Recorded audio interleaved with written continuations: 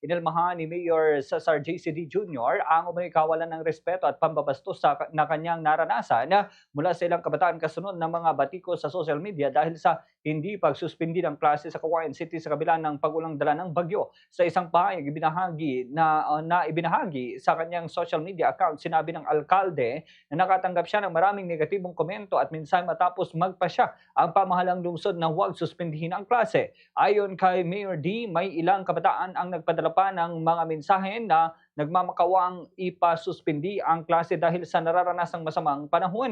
Gayunman sinabi niyang may ilan ding nagpakita ng kawalang respeto at gumamit ng mapanlait na pananalita laban sa kanya. Sa kabila nito, naninindigan naman ang pamahalang lungsod na hindi muna magpapatupad ng suspension ng klase dahil sa nakabatay ang naturang desisyon sa aktwal na lagay ng panahon.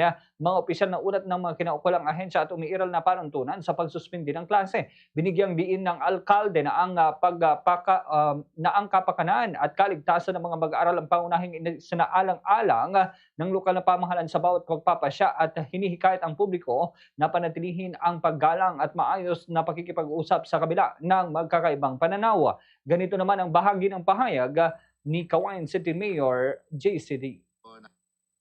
Nakakabahala, medyo nakakabastos na yung iba at parang wala ng respeto po ang mga kabataan sa mga rules and regulations at lalong-lalo na respeto sa akin dahil kaliwat kanan ang pag-send ng cancellation ng klase, parang mas magaling pa po sila kaysa sa mayor.